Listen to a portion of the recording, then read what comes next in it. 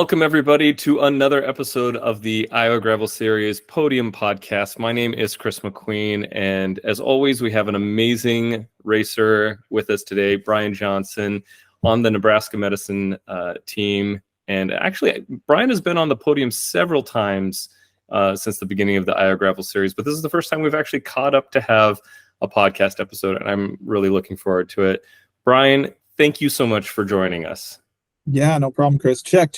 By the way, is this thing on? Oh yeah. You're doing good. You sound amazing. Sound and video are working perfect. Yes, we've got this all dialed in like NPR.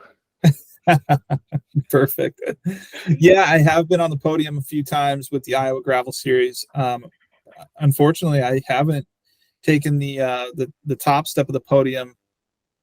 I don't know that I've ever taken the top step of the podium. I've always been second place, so I don't know. I'm doing something wrong, or somebody else is doing something right. Anyways. Well, I'm thinking about it. I know that you and Jake Johnson have shared a podium, and Jonathan Waite have shared a podium. I'm trying to think of consistent folks who you've shared a podium with. Remind me which races? I am off the top of my head. I know that it was like Albia and Silver City. I can remember you being on the podium. Where else? Yeah, Glenwood, I believe. Yeah. And that's what I love about the Iowa Gravel Series is going to all these little small towns. And I grew up in a smaller town in northern Minnesota, and just you go to these places, and most of those folks have never seen cyclists in that quantity, and they all are wondering what in the world is going on. Generally speaking, though, they all seem to treat us super nice, because I think they realize that we are spending some dollars in their towns. And again, that's something that I definitely appreciate about what you do, and being able to support those small communities. Oh, well, before we got on, we were talking just a little bit about RAGBRAI and everything. And I think that is one of the neat things about Iowa, and the spirit of RAGBRAI is what I call it, where like these towns do kind of understand what it is to have cyclists come through and everything. And so the towns usually are just wonderfully supportive. And for me, I don't know if this is a draw for you, but I love finding some of these unique places that are off the beaten path that you're not going to go find usually, on your training ride, so to speak, or whatever. Mm-hmm. So yeah, it's been a lot of fun to put together, and it's been a lot of fun to see you race. I think back to Glenwood, if it was last year. I mean, that was a pretty rainy route. Have you also done like the Les Hills Enduro? Were you familiar with that kind of area? Yeah, I knew what was coming for sure. Well, good. Yeah. Actually, that might be a good transition, because you mentioned that you grew up in Minnesota and everything. So let's start off by getting to know you a little bit. Tell us kind of your background. Like, how did you get into cycling? Do you remember the first bike you had, and like why you started riding? Oh man. Okay. Well, let's start with chapter one. Yeah. Growing up, I was like all the other neighborhood kids that wanted to get out on their bike. The bike was definitely a sense of freedom for me, which if I had a magic wand, that would be one thing. Is I would want to see kids that commute back and forth to school again, like we used to do. But yeah, I grew up riding my bike all over the neighborhood, crashing into cars, riding through snow, just having a great time. I remember when I was in fourth grade, I actually did the bike rodeo and took first place in the bike rodeo. So I thought that's my entry into pro cycling right there. Yeah, was that? I mean, is that like one of those core memories where you're like, oh, I am good at bikes, and I should be on the podium as much as possible? Is that? Do you attribute that to the genesis of it all? It's funny you say that. It was a core memory for a lot of things. Core memory for a competitive spirit. Definitely kept me engaged in cycling for sure. But also the recognition that I got from a few of my teachers that, I wasn't the best student in elementary school. So getting that sort of recognition from one of my teachers, Mr. Hall, was such a big deal to me. So, I mean, it definitely put a lot of, I guess I think a lot about that when I'm coaching Devos and working with NICA kids. how much of an impact that had on me growing up. So, Well, yeah, that's chapter one. yeah, that's good. And we'll have to come back to the coaching stuff. Keep going. Yeah, for sure. Chapter two, through high school, didn't really spend a lot of time on bikes then, but got more into motorcycles and started road racing motorcycles kind of all over the country at a very pro level. So the fast motorcycles that you dragged me on, and me and another buddy of mine who's very much in cycling, we traveled all over the country doing that.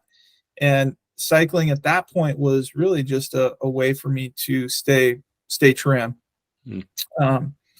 Fast forward, the economy kind of died. The motorcycle racing became more and more challenging with logistics, and then I got married and had kids and started getting a real job, and all that kind of went away. So, and that's when I really took off on mountain biking, especially. I took it fairly serious. I guess, a little bit of training, never really any intervals, but I had fun just riding mountain bikes. And it wasn't until 2019, I think it was, I had a really solid finish at the Oz 50, which is an epic ride series race down in Bentonville, Arkansas. It was my first time in Bentonville. I was absolutely blown away by what that community has to offer for mountain bikers. I hear the trails are just, the trails are pristinely maintained, and they're expansive and flowy and beautiful. And yeah, I've done a gravel race down there, but my schedule didn't allow me to do the mountain bike courses and stuff. So yeah, sorry, keep going. Yeah, it is. It's gorgeous down there. I finished, I think it was maybe 9th or 10th place in this Oz 50. And at that point, that was 2019. I went into the winter months thinking I'm going all in to train and see what I can do in 2020. Unfortunately, prior to COVID hitting, February of 2020, I actually shattered my leg skiing. And when a surgeon tells you did quite a number, it means you really, really messed up your legs. So I broke my tibia and fibia in 8 places, and ended up staying, having to be non-weight bearing for 6 months. Oh my goodness. Fortunately, as part of the recovery program, though I couldn't walk for 6 months, the doctor gave me clearance to do whatever I wanted to on my indoor stationary trainer after, call it 3 months in. So it's something super cool was, by the time I was able to walk, my power numbers were back right on par with where they were at prior to my injury. Holy cow. Yeah, it was quite amazing. So what was your program of choice? Were you trainer road or Zwift or I was kind of all over the place. Or what? I was kind of all over the place. I dabbled with a coach, had a bunch of previous workouts from him. And then, spent a lot of time on Zwift. I got onto a Zwift race team. If you haven't done a Zwift race team, it's actually a ton of fun. Get on Discord. I highly recommend it. I'm on the OTR, on the Rivet race team, and it's cool. You get into these Discord chats, and you're chatting with people from Australia or Europe, all over the place. And it's like the biggest thing is the language barrier. But I love doing that. But yeah, and then I was able to come out and do some of the Iowa Gravel Series races right away in 20.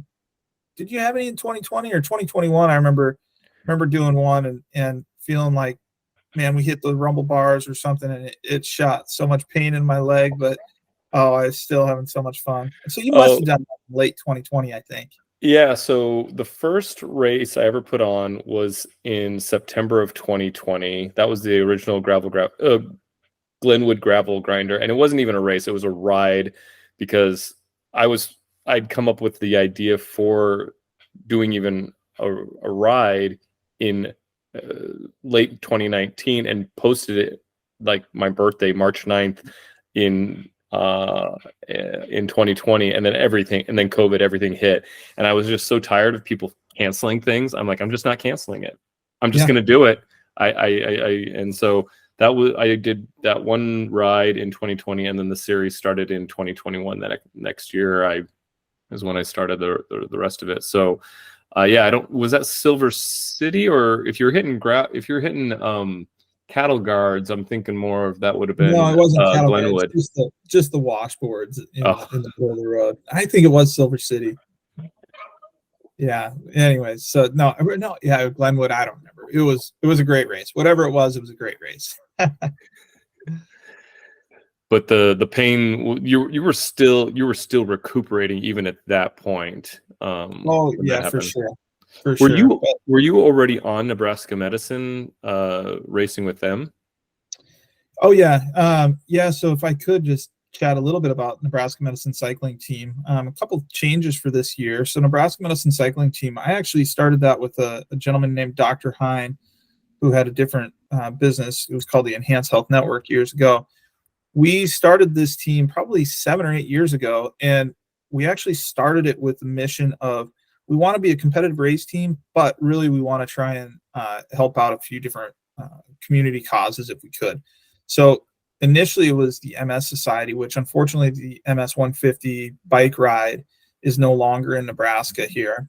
But while it was in existence, in the short 2 years that we did that ride, we raised something like $25,000 for the MS Society. So we were definitely trying to come to the table with some big hitters, and raise as much capital as we could. We've got a few sponsors on the Nebraska Medicine team, MCL Construction, Olson Engineering, or Olson and Associates, I should say. And we've done a really good job of they give us a dollar amount each year, and taking that dollar amount and multiplying it to give back to different causes. So another sponsor of ours is MCL Construction, who has a big backing in what's called Scare Away Cancer, and that's another organization that raises money for cancer patients and their families. I don't even want to throw a guesstimate of how much the Scare Away Cancer has raised over the years, but I would venture to guess that it's in the millions, maybe. It's a big number. This year we're partnering with them with Gravel Worlds to try and raise money again for that Scare Away Cancer. So I begrudgingly am riding Gravel Worlds again, not because it's it's a fantastic race. It's definitely one of the hardest races of the year. Just the way my schedule is working out, it's definitely a tough one to fit in there. But I am going to ride the Gravel Worlds 75 is what I'm committed to, and the effort is purely to try and raise money for that Scare Away Cancer. So tell us, what is Scare Away Cancer? Like, is that, because when you first mentioned it to me, I'm thinking, is this a haunted house? Yeah. Like, how is this working? What are we doing? Yeah, so it was started by a guy named Tony Fuccinero from MCL Construction. And I think their initial event was around Halloween, where everybody dressed up, and they always had it at Anthony's Steakhouse. Again, it was an effort for them to raise money for cancer patients and their families, and it's grown into many things now, where they've got a boo brew, they do a golf outing. And so that's kind of the offshoot they took this event. They did a golf outing, like everybody's always going to do a golf outing. Well, then this is our opportunity to take cycling and make that just one other thing. Like, hey, maybe you're not a golfer, maybe you're a cyclist. Why don't we try and raise money, from that avenue instead of golf? So that's the exciting part. Fast forward to potentially next year, we're thinking maybe we do our own sort of ride, similar to what MS Society had done. They've got a platform already where you can log in. I should share this in the notes below. They've got a place where we can you can log in and support a rider. So you can scroll down, support Brian Johnson for Gravel Worlds 75, and donate to whatever you would like. So with the Nebraska Medicine team, we're comping everybody's entry if they're able to raise a certain dollar amount. I can't remember if it's 200 or 500, but regardless, it's just a great opportunity. And that's what I love about, again, all these different cycling events, is how we, are trying to take the sport and do other really cool things for for various communities. Yeah, no, I mean, gravel, something that I often say is like gravel should look like any sort of audience or any sort of large group of people. Like that's what gravel should be in. Like anybody should be able to come into gravel and have a great experience with it. And then it also makes it a great way to introduce people to new things like scareware cancer. And I'll say it right here. If there's something the Iowa Gravel Series can do to help support that, please let us know, because those types of things I think are really, cycling isn't your day job. It's not my day job. This is the thing that we do on the side to really connect ourselves with communities and people and the things that we love from our childhood and stuff. So that's really cool. In fact, it kind of gave me a question. Are you in the medical field? Like, how is that? Just maybe briefly there, like professionally, Yeah. what are you doing? Great question. So Nebraska Medicine cycling team, I was not I was not employed by Nebraska Medicine at the time because of this sport that we're in and the network that you can build around it. I've actually was offered a position about a year ago to come and work for Nebraska Medicine and be their manager of the construction team. So was not, but definitely the relationships that I've built through this avenue have helped put me where I'm at now. So construction management is your core kind of occupation, and you just now happen to work with Nebraska Medicine. Yep, absolutely. Yep. So it's pretty neat how that all works. That is really neat, and I think that's yet another way that the gravel is really cool because it's just connecting people. I'd be also remiss too. So Nebraska Medicine cycling team, that is the community involvement team that I'm a part of. As of just this year, I actually jumped in with M Grills, and that's Randy Kinney is the owner of M Grills now, and he has been helping the cycling community in Nebraska tremendously by working with the Nebraska Off-Road Series. You look around at pretty much any event that's happening, and Gravel Worlds too. Look at any event that's happening here in Nebraska, and you're going to see some sort of support from M Grills. Maybe they're just showing up with grills and grilling hot dogs from Piedmontese, but he's been a huge supporter of mine. And then as well as Andy Arkfeld and Kama Arkfeld from Arkfeld Wealth, they have also been fantastic with the cycling community and have presented me with a really cool opportunity this year to go do the Breck Epic stage race out in Colorado. Very cool. So I cannot wait for that, and I can't thank them enough for the support that they're giving me this year too. So that is very cool. Tell me, I guess that kind of leads into a little bit of like maybe some questions I like to ask, like what do you have coming up? Like, what are your next goals? It sounds like you've got a little bit of an effort there at Gravel Worlds, a shorter distance, and then you've got this then the Breckfield race. So tell me what's on your calendar here for the next year or so. Right. Yeah, calendar. Well, I don't know, if try not to think too much beyond 2023 because coming up here it's pretty stacked. We've got so let's see. We've got Leadville in 2 weeks. Well, first we got Tranquility. That's a Nebraska Off-Road Series. I highly recommend everybody from Iowa should come over to Nebraska and race at Tranquility Park next weekend for this Nebraska Off-Road Series. It's a fantastic group. Then we go to Leadville. Last year, I went up to Lutzen, Minnesota for the Lutzen 99er to hopefully get a token to qualify for the Leadville 100. I had one of those standout days where just everything clicked. I was able to once again get a second place, man.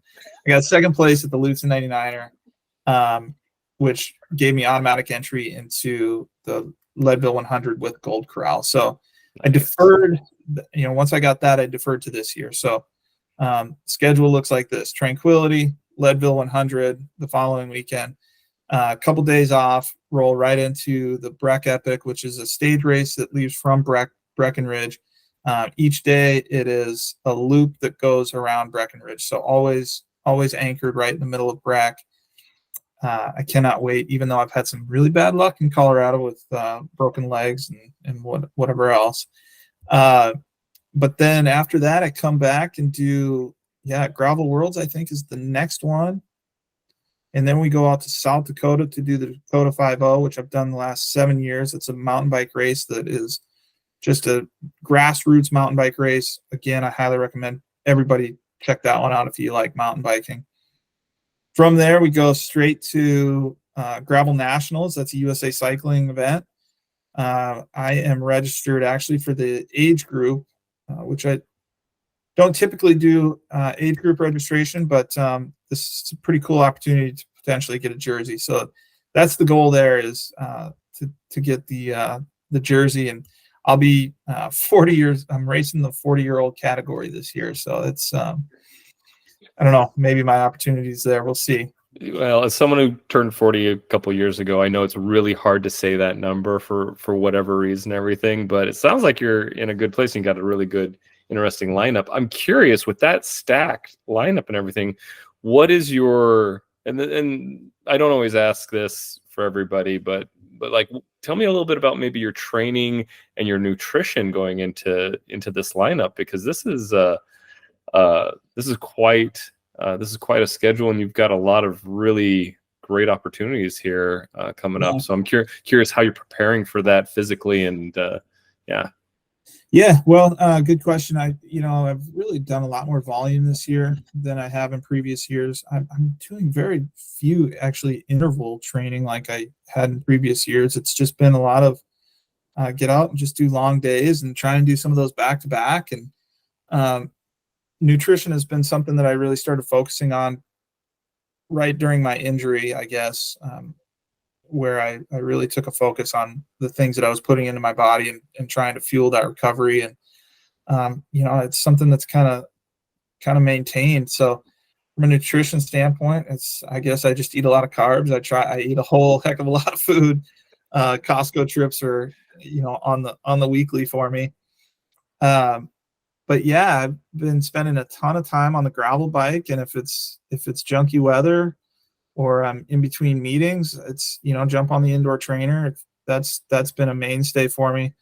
Watching all the Netflix. I'm also working on a few continuing education opportunities right now, so that's been interesting. I can't say there's a lot of people that would jump on an indoor stationary trainer and read about accounting. But that's been something I've been dabbling into. So yeah, that's a little bit about the training.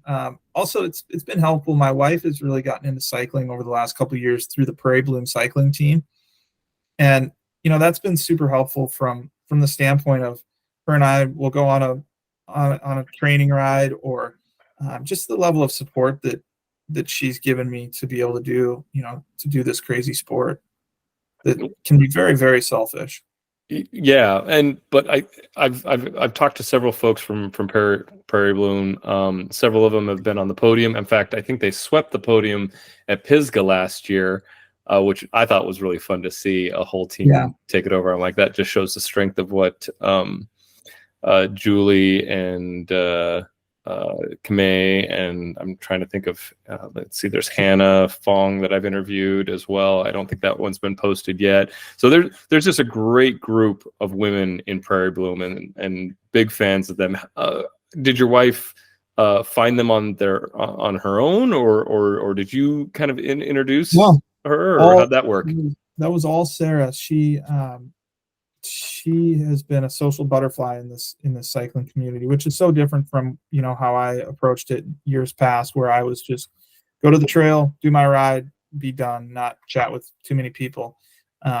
She's been the opposite and has definitely introduced me to more people in this community than I would have ever thought. And the best part about it is that's taken me to different places. I mean, 2 years ago with Andy and Cam Arkfeld, I went out to St. George, Utah to do a race out there. A couple of weeks ago, I was up in northern Minnesota riding in Cuyuna with a whole group of people that was, most of which were from the Prairie Bloom team. I mean, just the people that you get to meet. Previous to that, honestly, I thought cyclists were quite weird. I still think they are a little bit weird, but you're not wrong. No, so no. And then also with Prairie Bloom, what they're doing with my 12-year-old daughter, who's gotten into NICA over the last couple of years, it's been really neat to see how much support they're giving her with trying to develop her as an athlete, develop her as a confident female.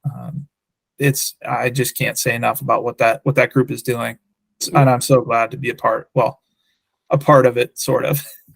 Well, tell me a little bit more about that. Like, what are you seeing? I think one of the things that, especially as I interview women on the podium, everything, they're like, we would love to see more women in the field and everything. What are you seeing that's working really well with your daughter, and kind of how she got introduced to it? Because I feel like there's definitely a network effect when it comes to getting people into cycling. You were part of probably a group of kids that were, riding your bike around. I know I Yeah. certainly was. So what are you seeing there with Nika and your daughter as she gets into riding a Yeah. little bit more? Well, my daughter, she also has got a competitive spirit to her. She likes the social atmosphere of cycling. I think she likes that the most. But she also, when she shows up to the start line, she's got her game face on and she wants to go fast. So I think that what I'm seeing from the people that have been around her, supporting her, they're pushing her to be a stronger athlete. We're out here to have fun and ride bikes, but it's not just about that. We're also gonna push our bodies a little bit, and I think she really enjoys that part of it. As far as getting more more females on bikes, I feel like we're trending in a good direction right now. And I guess that's a tough one.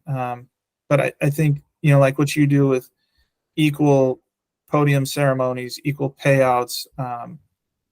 I think all that is really contributing to, uh, a, a positive direction.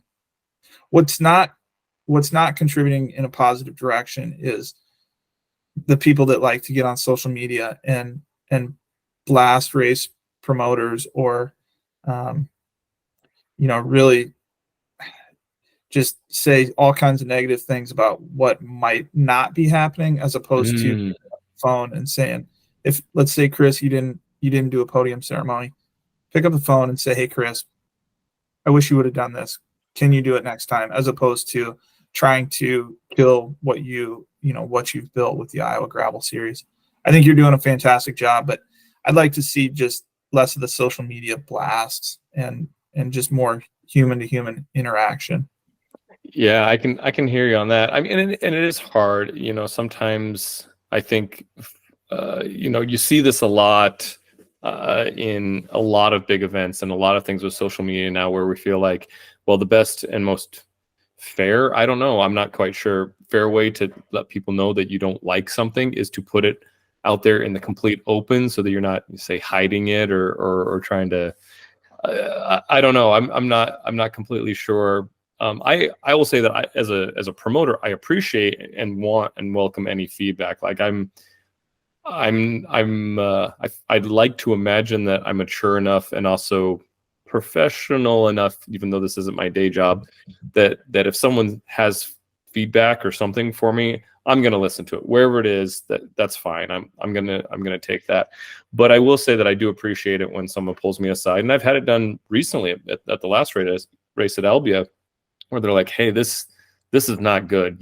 You need to change this sort of thing. And I'm like, okay, that's really good feedback. And then giving me a little bit of more time and opportunity to then fix those things and make adjustments. As a promoter, I do really appreciate that. It may not mean that I get to react, or I don't react as quickly or as visibly, but yeah, I hear what you're saying. I think we can always do a little bit better to build relationships through our feedback, instead of just trying to control situations through our feedback.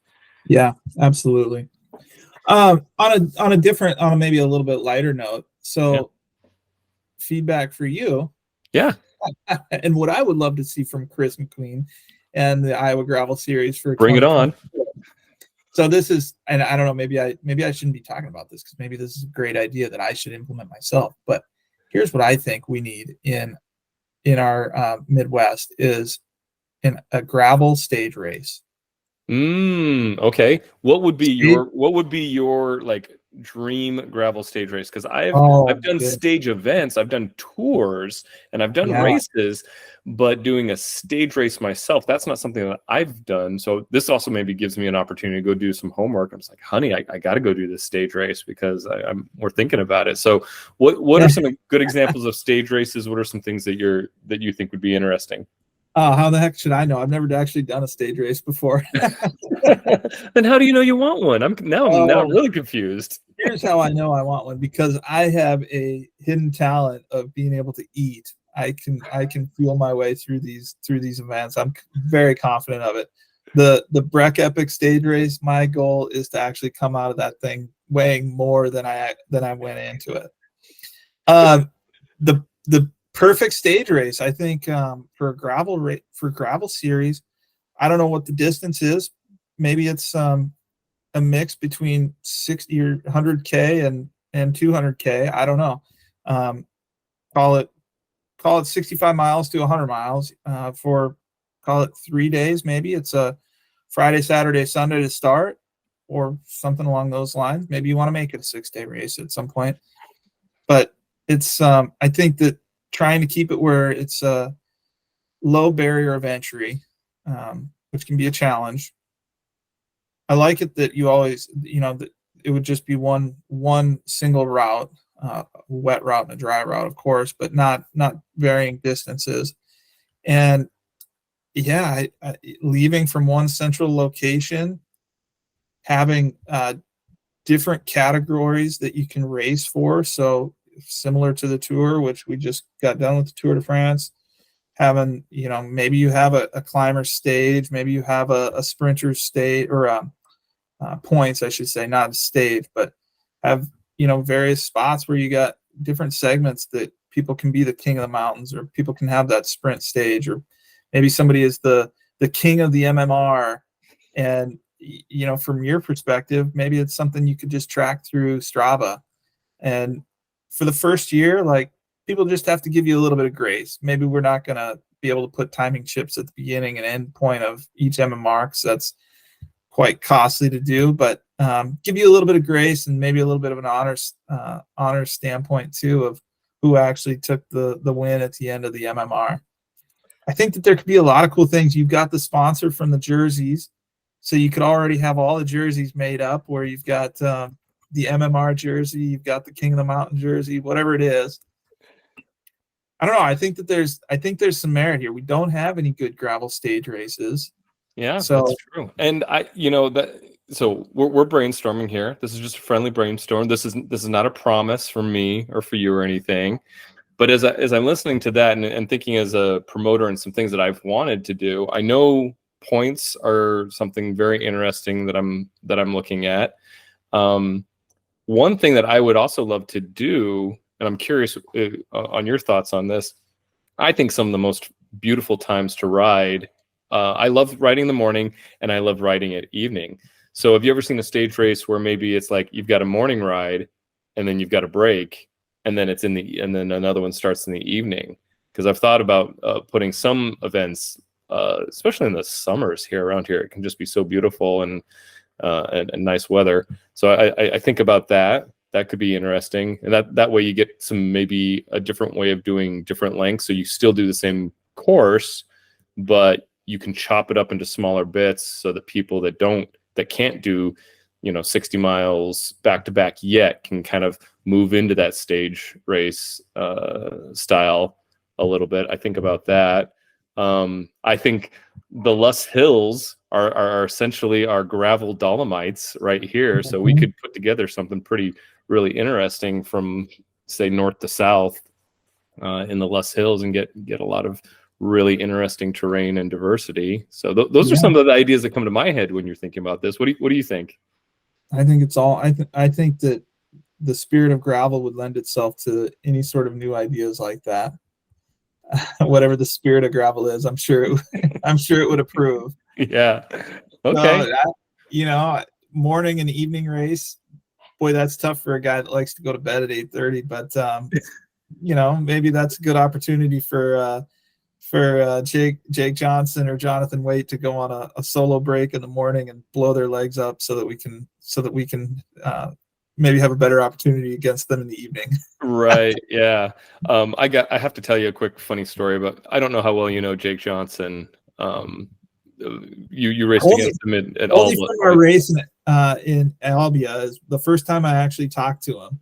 Yeah. And it was funny because I raced him at Gravel Worlds as well. And apparently he told me that I said that he wasn't doing any work. and I vaguely remember that he wasn't. I think he had some issues with his rear derailleur. But it was awesome because we were chatting at the Albia race, and then he goes on to say, "Oh, by the way, at Gravel Worlds, if you want, I've got a house that you're more than welcome to stay with us at." So it's just so funny how you can be fierce competitors on the course, and then go and stay at somebody's Airbnb for a different race. Right, and have a great meal together and hang out. Yeah, that I think that's the spirit of gravel. But just to let you know, your name and Jonathan Waite and Jake Johnson and I'm trying to think of a few other folks, Michelle Cleesby.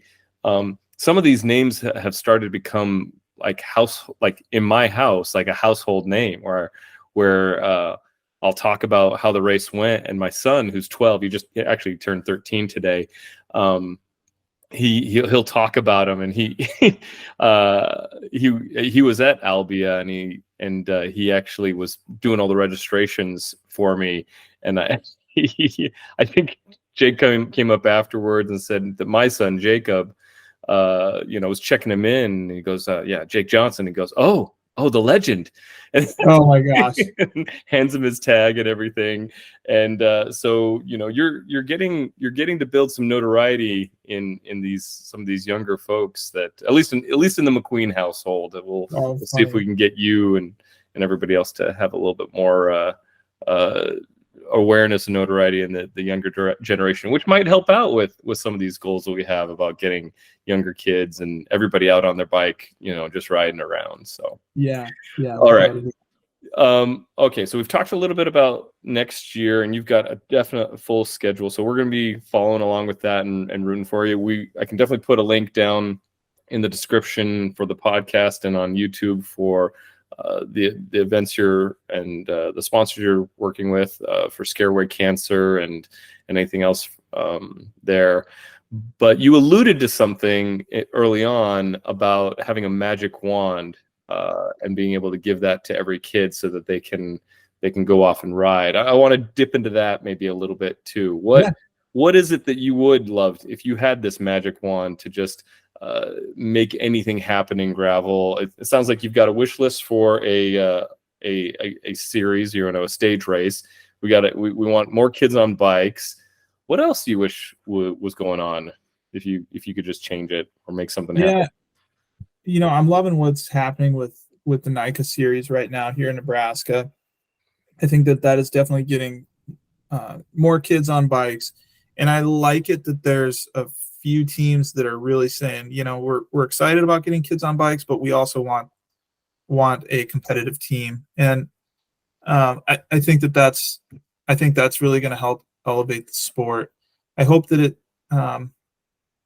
continues to grow with kids, even though I don't necessarily care to be battling with juniors because they're so flipping fast. But that's my as far as what I'm really appreciative about what's happening in the cycling world right now is seeing my daughter being able to get out on her bike and have this really, she's got really good friends in the sport, but she also wants to go rip their legs off when they're racing, and I think that is so cool.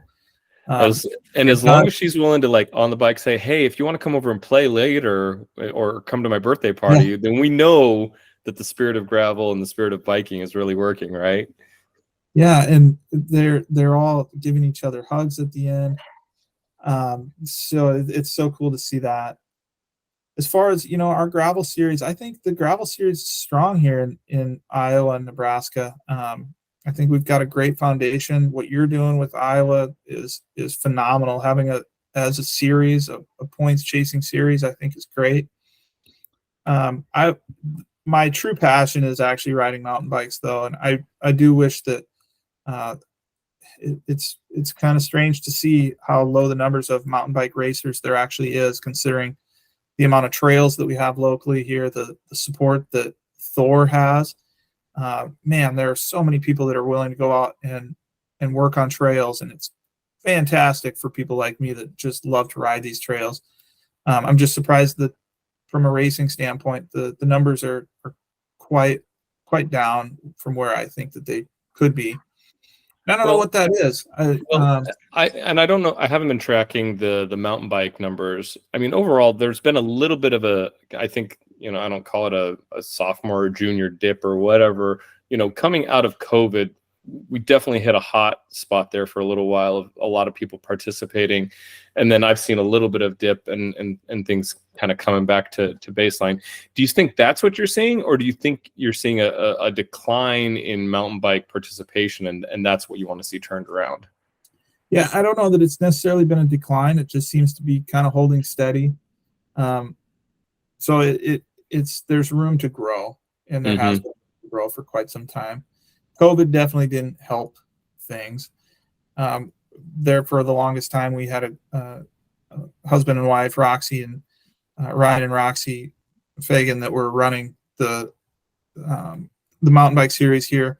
They did a fantastic job of promoting it. It was handed off. It's now under the Nebraska Off-Road Series, run by James Christ, and James is doing a great job from a promotion standpoint, from a fairness, equality, equity standpoint, all the things. He's checking the box in all the places. So now it's just a matter of getting people to show up, and maybe you're not having the best day, the best legs under you, but show up and support the local races. Going into the Albia race, I certainly think I came off of a 24-hour week that week. So rolling in, it wasn't like I was kind of flying on a hope and a prayer, but I just cannot stand it when people bail on those kind of races because they had a big week or their training's not where it should be. I kind of agree with you in that, like, that's one of the reasons we have a support phone number that we put on everybody's bib for the races, because we want you to come out. I see the gravel series as not like a Gravel Worlds or a Belgian waffle ride or even a steamboat, or Unbound, right? The gravel series in a lot of ways is there to prepare you for those bigger things. And so, yeah, just coming out is always, and showing up is a fantastic way to continue your growth. And even if you're not there yet, we're going to support you. And I think that's one thing that as a race promoter we can do. And I think, and you're already doing this, is continuing to invite other people to come out. And I think because we all want a friend, like we all want a friend to go out and ride with. So finding those opportunities to invite, I don't know, that those are the two big areas that if I could just like grab every cyclist by the shoulders and say, invite your friends and if they don't feel ready, tell them it's okay. I'm not either, or whatever, but we're just going to go out and try this crazy thing and see what happens and know that someone's going to get your back. Is there something else you think that we could be doing? Lightning round on what, from a magic wand standpoint, going back to the kids in NICA, I think that Colorado does a really good job of pushing their kids into the competitive side of cycling and trying to develop them into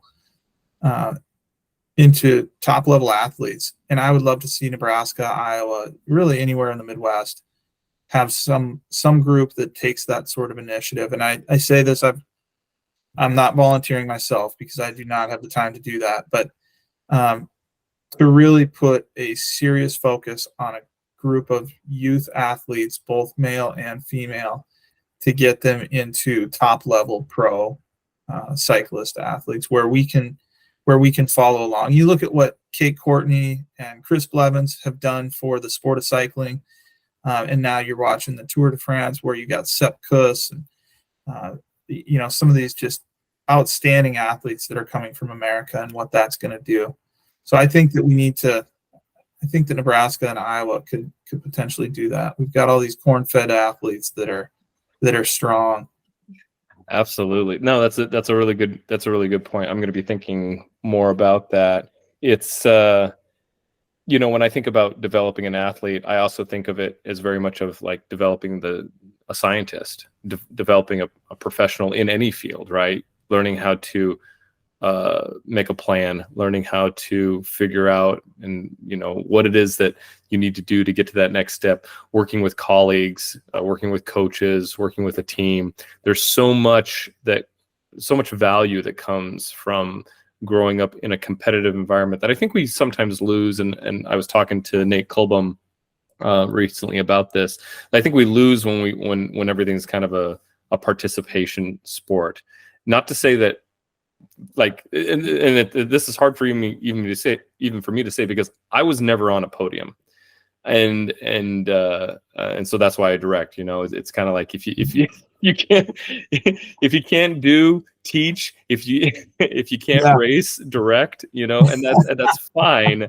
I'm fine with that. I know my place. You pick your parents and your talents as best you can, but I think there is a huge amount of value in helping ourselves and our youth to be okay with understanding what competition really is, and that there is there's the joy and the fun of it. There's the camaraderie. There's the sportsmanship. There's also, like I said, that scientific method, a bit of like trying to figure out problems and solve them and develop that discipline. So there's so much good there. That yes, I completely agree. Yeah. Well, last thing I want to throw out there, Chris, in something that you've done fantastic with the Iowa Gravel Series. We talked about scare away cancer and some of the other causes. A lot of these organizations have, or a lot of these race promoters want to do a race to benefit some sort of community effort, which I absolutely appreciate. I think something that you've done. Am I wrong in saying there's no our registration fees don't go back towards any sort of nonprofit? Is that? They do. So they do, but we're not hugely. We're not huge. We don't have just one. So what happens is a lot of times we'll work with. So like Silver City, the food was provided by the Legion, and so the American Legion benefited from having us use them for their facilities. Albia, it's a local church group, and we've worked with them often to help them fund their youth programs and things. Glenwood, Glenwood and Silver City have donated heavily to the Wabash Trace trail system. The Glenwood one has also donated to the Mills County Trails board, as well as to the YMCA's. So when people use the showers there, the funds kind of go there, and we help out with that. And we did for Walk On, the facility that we're at is a church that they're a community members trying to restore, and so we donate funds through that to help them repair the foundation. So we don't tend to have a large overarching cause as of yet, and we've thought about that, but we try to give back to the communities a little bit where we are, and so that's kind of what we've been doing so far. I think you should continue doing it just as you are. Giving back to one specific cause, I can appreciate that, but the most successful races that I've been to, it seems like they don't give to one specific nonprofit. Instead, they take the money from the racers and they give it back to the racers. And I think that is equally as admirable as giving back to some nonprofit that most of the racers may not know about or have ever heard about. And even if some of the profit, a good amount of the profit from our race entries goes right into your pocket, I think that is totally fine, Chris, because that is going to keep you motivated to do the Iowa Gravel Series for the following year. And that, to me, is more important than any other donations. If I want to donate to a cause, I'll donate myself. So I think that supporting the communities that you're doing these races in indirectly is an absolute perfect way to to give back. Oh, well, thank you. Yeah, I like I've mentioned, this is kind of it's not my day job.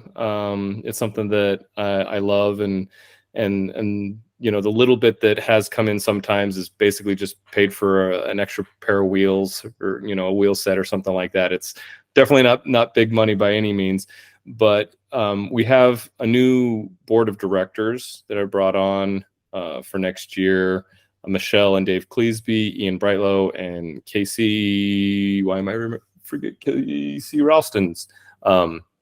So we're hoping to do a better job even now of promoting and making sure the events are solid and sustainable, and I think there's a lot of good ways for us to hopefully give back to the community, and even something like a purse. We're considering and thinking about. It's a fun economics and business model to put together and to figure out what works. And we've been playing with things and changing things a little bit each year. And so hopefully it just gets better and better, and we can kind of, lock in what works well for the series to grow or be sustainable, and also just keep it good for everybody. So yeah, it's part of the fun of figuring it all out. Yeah. One of my favorite race promoters out there, Andy Chasteen, who's also, I think, helped with the Core 4 gravel race in Eastern Iowa. He said it to me at one point in time a couple of years ago, where vendors, Scratch Labs, for example, wants to come and set up their tent at his event, and they want to pay him, maybe it's $2,000 to set up their tent. And he says, don't pay me $2,000 to set up a tent. Instead, give that money back to the racers. Give out product. And it is so cool, because down there you go to any of the vendors, and if you ask for a beer from their beer vendor, and the guy says, you want one or do you want six? And he just hands me a 6-pack. You go over there and you grab a piece of pizza, and you want one piece of pizza or do you want the whole pie?